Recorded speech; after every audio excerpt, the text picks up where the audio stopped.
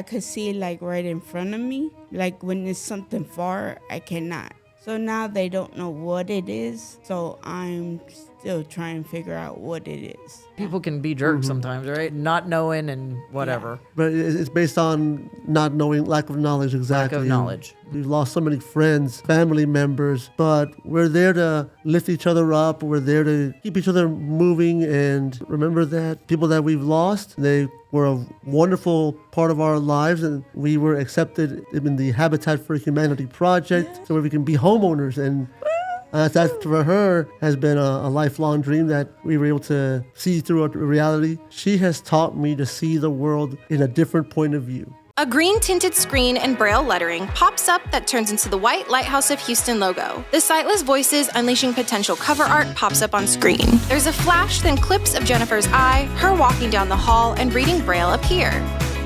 A montage of clips from episodes of the podcast begins with Jennifer talking to our guests and smiling. It zooms in on the Sightless Voices Unleashing Potential cover art. Hey, everybody, and welcome to another episode of Sightless Voices Unleashing Potential. I am Jennifer Parrish, your hostie with the mostie, and today we are sharing a conversation that is beautifully capturing love, resilience, and the power of community. Our guests, and yes, I said guests, are Monica Sandoval and Raul Espinosa, a couple whose story reflects what it means to grow together, support one another, and build a life rooted in understanding and joy. Monica and Raul are active members of the Lighthouse Choir, and their shared love of music is a big part of their story. Monica's vision loss is one chapter of her life, but there is so much more to Monica. And together, she and Raul have built a relationship rooted in communication, humor, of course, and shared growth. So, Monica and Raul, first couple on the show. Woo! Welcome. Thank you for having us. Yes, sir. So, why don't you go ahead and just start by telling us a little bit about yourselves, and then Monica, tell us about your vision loss journey. Well, my vision loss journey was I was born with cone rod dystrophy. As I got older, my vision got worse. And then I was going to a doctor's, and they told me that all my life they told me I had cone rod dystrophy. As I got older, I went back to the doctor, and then they told me I didn't have cone rod dystrophy. That I had something else, but they didn't. My doctor retired after he told me I didn't have cone rod dystrophy. So now they don't know what it is. So I'm still trying to figure out what it is. What can you see? I could tell that my vision is getting worse. Yeah. So, but I just don't know what it is. I could see like right in front of me. Like when it's something far, I cannot see. When I can't read a book. Right. I need a CCTV for that. Yeah, that might give you a headache too. Mm-hmm. All right, so you mentioned the CCTV, but what kind of other, adaptive equipment, assistive technology, bump dots, whatever, at your house do you guys use? I use bump dots. I use CCTV. Well, I used to have a CCTV, but I use computer, ZoomText. Okay, so Whoa. ZoomText, so it's a magnification program for JAWS. those out there. And you know JAWS yet? No, I want to learn. Okay, so Monica wants to learn the screen reader. That's good. TWC? I'm looking at you. And I use VoiceOver on my phone and my iPad. Yeah. Let's see. And that's about it. All right, cool. Well, so before we dive a little deeper into both of y'all's story, I want to describe the set for our blind viewers. We're seated in blue chairs with wooden tables beside us. Behind us is a white brick wall with blue lighting and a neon lighthouse sign. So, all right, we're going to get into it. So, Monica, and again, how has your vision loss shaped the person that you are today? Well, when I was younger, I didn't know about another thing about the blind when I was in elementary. That was until I got into middle school. I started learning more about using my cane, and I started making more blind friends. As I got older, I started making more and more blind friends. I remember coming to the Lighthouse when I was younger, but I remember that, but I don't remember how long, or I remember coming swimming and stuff at the Lighthouse. Right, well, like when you were a kid, Yes. like But middle school. I don't you said. remember because of my seizures. I do have seizures. Yeah, I was going to say, talk a little bit about that too. That's separate, right? Like that's a separate Yes, condition. that's a separate condition. And you said it's like unspecified seizure disorder, right? Is that what they're calling? Well, they're called grand mal seizures. Grand mal seizures, right? Yes. That's a full-blown seizure. Right.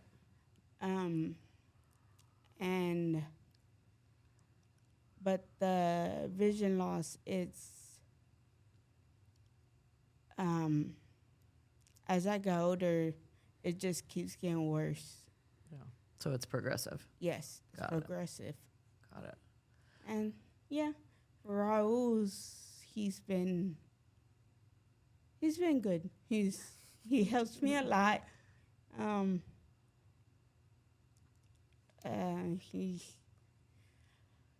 He's my eyes when I need to read something.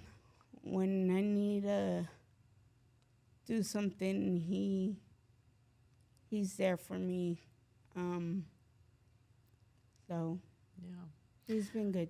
That's awesome. How did the two of you guys meet, and then what drew you to each other? So let's talk about love. We met through friends Okay. on Facebook. We met through friends. They introduced us. We were friends on Facebook for a while, and then we were friends for a while on Facebook. You wanna say something? Yeah, I'm just waiting for you to finish. So, our friend, we met about over 10 years ago. I mean, we started talking on the phone, but they were casual conversations. I mean, we didn't meet each other in person until about over 10 years ago. She was in another relationship at the time. I was getting out of a relationship at the time. And when we started talking, I thought my friend was just using me as a sounding board to kind of get my opinion on her, because I thought that he had interest in her at the time. But that was not the case. As time went on, we started just talking more on the phone with each other, and we wanted to meet each other in person, but things just kept on happening that we didn't get a chance. But when we finally met in person, we realized that we had a lot of things in common. We liked each other's company, and we slowly started coming together. I mean, it was just one of those things that it took some time because of the circumstances that we were in. Right. And you just kind of grew closer over time then. Right. What have you learned about partnership as a blind person and as a sighted person that has strengthened your relationship? You want to go first? Well, I've learned that you just gotta trust the partner you're with. It takes a lot of trust to be, even if you're in a relationship with a sighted person, you gotta trust them. And be open communication and, honest with them. So, Brutally sometimes, huh? yes. Yes, that you do. Yes, I understand that. I agree with communication, but also patience. For me, as far as I'm concerned, Yes. being with a low vision person is different than being with a sighted person. Not every low vision person is the same, because I've learned that through my years, not only work with Monica, but with our other friends, including yourself, that there are some things that some people can do better than others and differently than others. So it's all about patience, knowing if I have to get involved or not, and just communication, and like she said, trust, because there are some things that she can do better than me, even though she is low vision. And sometimes, at first, it surprised me, but now it's like, no, she can handle it on her own. She got it. Yeah, she got it. Awesome. Well, y'all have shared some beautiful stuff about your relationship, and it's clear that the way you support each other has shaped so much of your journey. But another big part of the story is the community that you found together. So let's talk about the Lighthouse and the role that the choir has played in your lives. And so, so how did you both get involved with the Lighthouse Choir, and then what does singing together mean to you? Well, first of all, I joined the choir in 2019. Mm-hmm. I had people telling me, oh, you should join the choir. You should join the choir. I was like, no, I don't want to. And then I was like, and then they were still telling me, and I was like, okay, I'll join. So I joined it, and I was like, wow, I actually like it.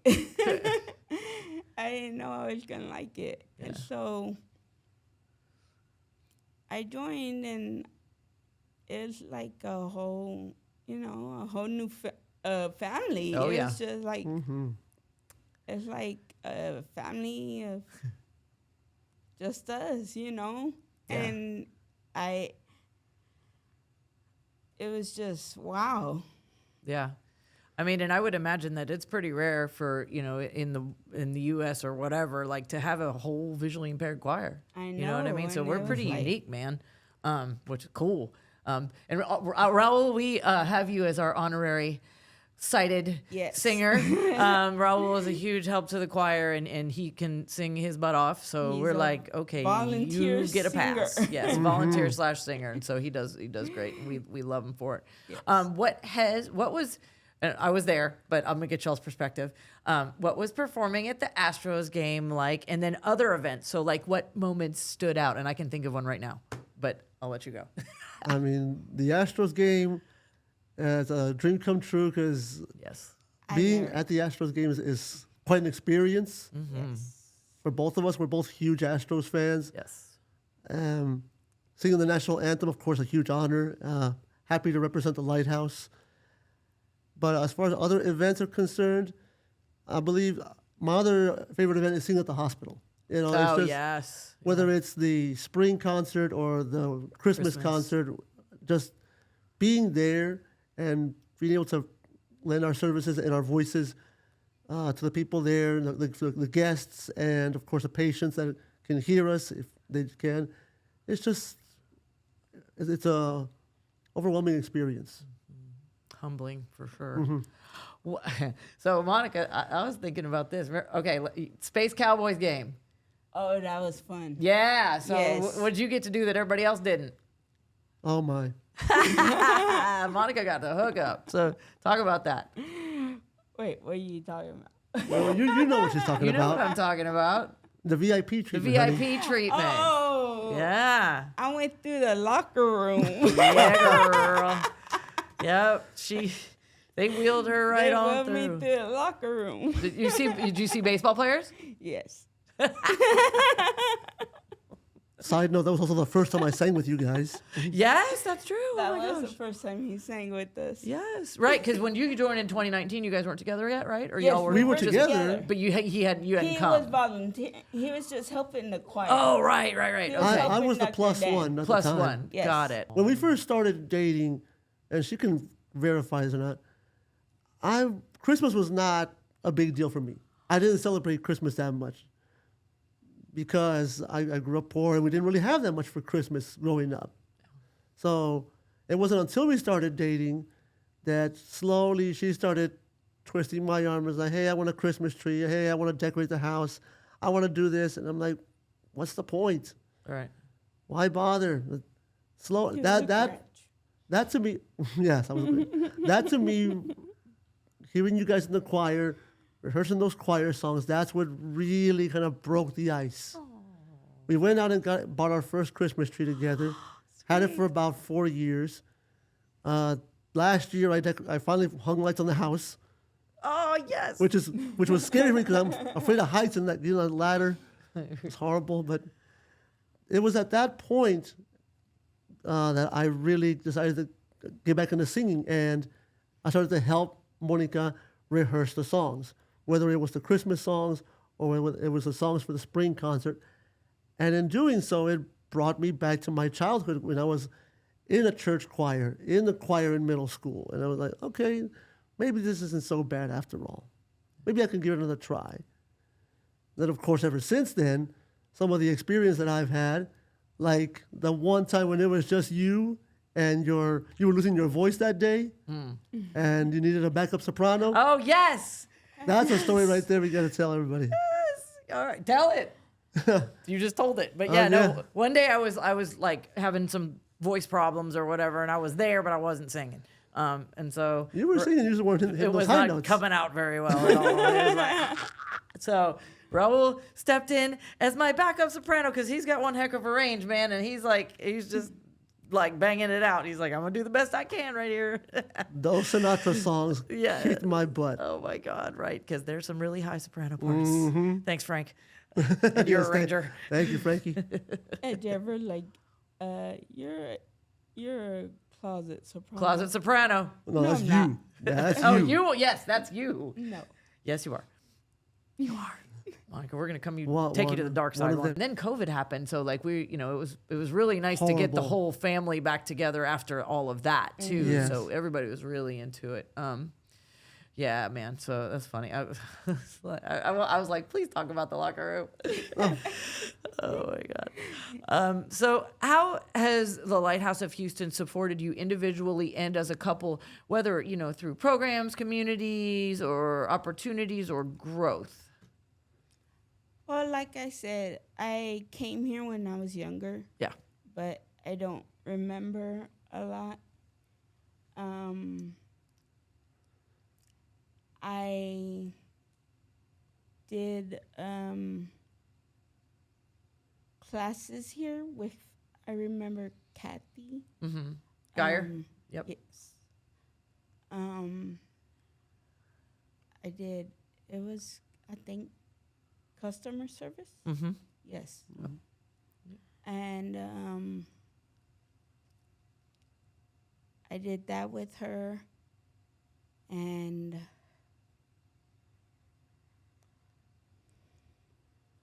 I buy stuff in the store, and I feel I'm part of the Lighthouse, Yeah, I and feel- you also do I hang Singo out- Bingo. Yes, too. I was going to talk about that. We What do are the single bingo on well every once month? a month. Yes. Looking forward to coming back this Friday night. Uh-huh. Yes, they have single bingo. Friday Nice. night. Yes, so for those that don't know, that's once a month, Singo Bingo, and that's put on by our recreation department, and so what is it? Once a month, every one Friday a month. Miss Kathy Yes. Trim. Miss Kathy Trim is so graciously putting that on, and that's a lot of fun. I know people have a good time doing all that. And then we have a and I crawfish still need to boil go. once a year. Yep, we have a crawfish boil, a community fundraiser Yes. that we had recently, and we had a lot of fun at that. Yeah, so you guys, I like it when y'all come. You know, Yes. you guys are part of us. So, you know, it's great to have you guys come to all the fun events and do all the good stuff. And you know, we're happy to have you. So. Yeah. So singing together, as you know, with the Lighthouse community, that clearly brings you joy. But relationships, you know, they deepen not just through good moments, but through hard times too. So let's talk a little let's talk about the emotional side of your journey and how you know, have learned to lift each other up. So what emotional challenges have the both of you had to deal with and navigate through individually and as a couple related to vision loss, accessibility, or the assumptions people make? And I've heard you guys talk about that some too. So, yeah, Well, emotional challenges. I'll go ahead. I mean, you mentioned that you feel that your vision is getting worse, and it has been quite a struggle, and it's taken a toll on both of us. Of course, you more so than me, but I've been there with you.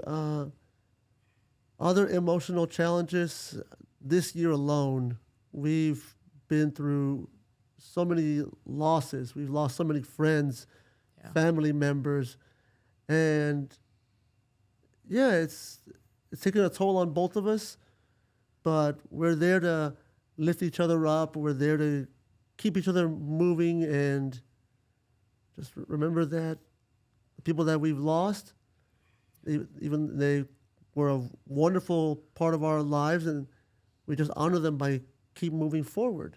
There you go. And Yeah. like me, it just feels like, I don't know, it just feels like some people that have different disabilities, I guess. Honestly, some people just treat people different. Yeah. I mean, like you've had to deal with that too, Monica, you know, and Raul, trying to, you know, navigate through public places and do that sort of side of it. And Yeah. people can be jerks sometimes, right? Mm-hmm. Yeah. So Raul's, you know, that ride or die part of And you. I was like, Oh, yeah. don't worry about it. Don't let it get to you. Yeah. People are jerks, but they're that's just not knowing and whatever. But it's based on not knowing, lack of knowledge, exactly. Lack of knowledge. Yep. Mhm. Yeah. So it's unfortunate, but it's, you know, we all got to deal with it, you know. And so Few years ago, if you had asked me this question, I would tell you yes. I noticed that people stare a lot because they see us walking, they see her with her cane, and they just like move out of the way and they stare.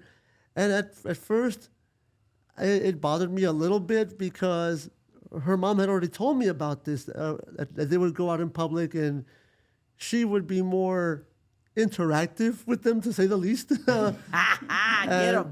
Yeah. You know my mom didn't. Oh yeah, Yes. Her mom is vocal. vocal. Yes, very vocal. God bless that woman. I love her. Thanks. So, yes, at first, well, when we first started going out in public, yes, people would stop and stare, and I would look at them and want to say something, but at the same time, what's the point? It's there, again, going back to the lack of knowledge, that's why they do that. Yeah. Nowadays, I haven't really noticed it as much, maybe because certain things have changed. We haven't really spoken about that. But again, even when people do stare, it's like, I'm not even focused on them. Yeah. Just focus on your girl for sure, because it's gonna happen. I mean, like, listen, I know people are staring at my.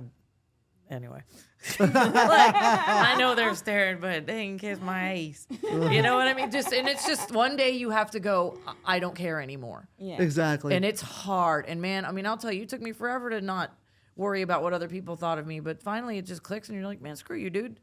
Like one time we went to a washateria, and it was like we walked in. I told Raul, take me to a car, Yeah. because I could feel like all the eyes just On you. staring at me, and I'm like, I don't feel comfortable. Take me to a car. Because right when I walked in with my cane, it was like everybody just Stop. stopped and stared. I'm like, I don't feel comfortable. Right. I'm like, take me to a car now. Right.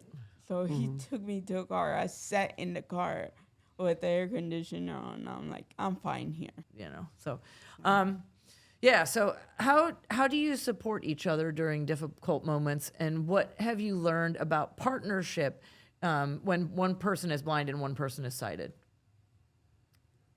Well, like she mentioned earlier, I'm her eyes whenever she needs me to read something, whenever she's trying to get something to work properly. When I need that help. We've worked on small projects at the house together. Yeah, I was told you had a purple hammer. Yeah, Oh, yes. I got a little. A tool bag. I bought her a tool bag about 5 years ago. I love putting stuff together. Well- We buy stuff on Amazon, and I put the desk together. I put the a desk chair together. Yes, at our house we have a desk that she built when she was younger over at No, it Chris was, Cole, right? Yeah, Yeah. in 2010, Well, when you were younger. I put, I built the desk at Chris Cole. Nice. So I know she likes building things. And of course, her office chair that we bought, we assembled it together. I was reading the instructions and she was, okay, I'll put this here and tighten this there. Okay, Put the A screw in the H hole. there you go. Yeah. Well, that's good. You got one reading and one doing. Everybody needs that. It's fun though. Yeah. No, that's cool. That's I like doing that. That's awesome. Yeah, man. So, how have friendships and community at the Lighthouse of Houston helped you feel supported, understood, and connected? The homies. Yeah, right. The homies. Well, they've been invaluable, honestly. The people here at the Lighthouse and our friends in our circle of friends, that they've been wonderful, very supportive. A few years ago, one of our biggest accomplishments that we've had as a couple, we were accepted in the Habitat for Humanity project, so where we can be homeowners. And that for her has been a lifelong dream that we were able to see through reality. And a lot of our friends were very happy for us at the time. Still are. Still are. Their yeah. house is awesome. I seen it. Can't wait to have you back. Yeah, man, I'm ready to call the loteria. Oh my goodness, yeah. That's another conversation. That's for a different time. Exactly. Another episode, maybe. Yeah, part 2. Yeah, exactly. But yeah, man, that Habitat house was really cool, and you've had some cool parties over there, man. You get all the blind folks up in there, and you know they're such awesome hosts, and it's And super fun. we try we're welcoming. We like a lot of people tell us, you know, Raul is very welcoming, and you know, Raul, like he welcomes all my friends, and my friends become his friends, and his friends become my friends, and Keep everybody come back for more. Yeah. Yeah. Right, because like, you know, Raul coming from the sighted community, you got a lot of blind peeps. yeah. I do now, yeah. What's that like? That's awesome. I mean, I learn more and more stuff from them every day. It's definitely good to know that even though you guys can't see, you guys know a lot more stuff than I could ever imagine. And like when we first got together, he's like, well, not first got together, but during our relationship, he's like, babe, you know what? I go, what? He's like, you taught me a lot. You teach me a lot every day that you don't even know you teach me. If there's one thing that I can say about our relationship is, and this is, you can quote me on this, she has taught me to see the world in a different point of view. And Beautiful. I'm going to be forever grateful for that. Or at first it was, for me, it was like, okay, let's see how this goes. Right? The experiment. Let's see how this goes, if it's going to last or not.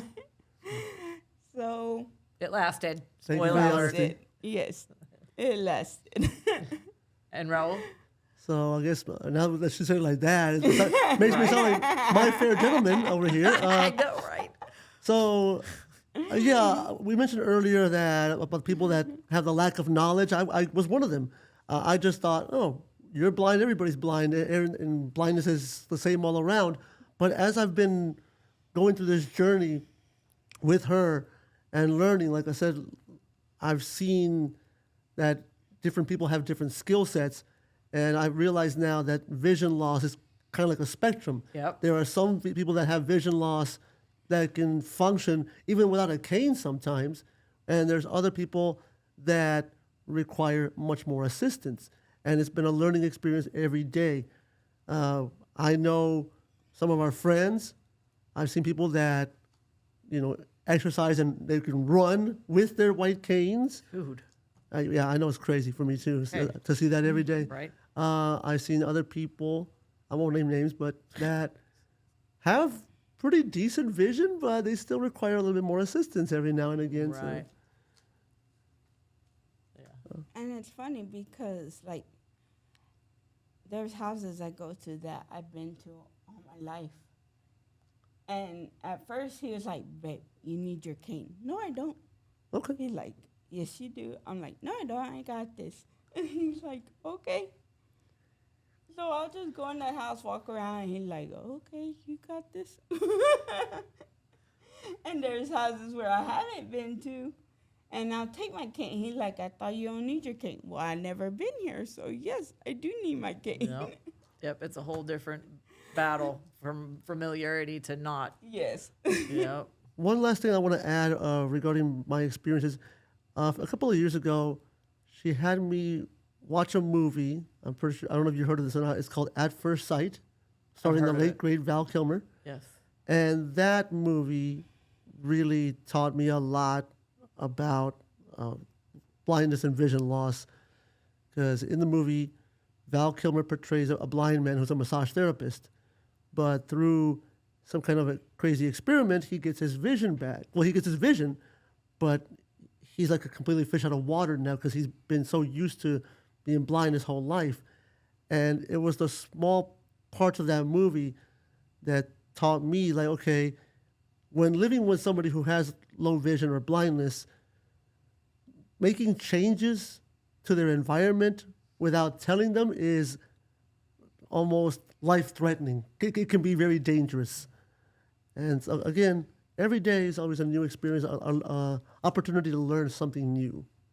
Say it loud for the people in the back. People don't move stuff when you're dealing with a blind person. Like, don't move stuff. And if you move stuff, like, let them let know. them know. Please and thank you. Thank you. That's a good PSA because that's, anyway, happens too often.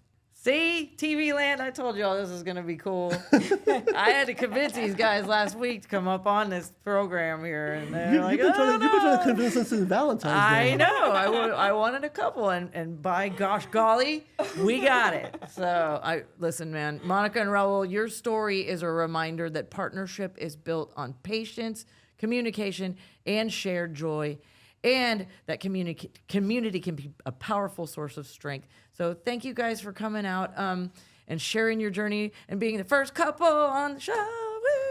Woo! Before we close today, can you just share a message for couples navigating vision loss, or with anybody searching for a connection, or confidence on their own journey? I'll go first on that one, honey. Well, let me see. Just be honest, truthful, communication, and just be yourself. Mm-hmm. When looking for a partner, or just be yourself in anything you do. And whether you're sighted or have no vision, you have low vision, just know your worth. Find somebody that compliments you, because where you might not be so good at, the other person can help fill in the gaps. Well played, sir. Thank y'all. Man, thank you guys so much for coming in today. To our listeners, we thank you so much for joining us as always.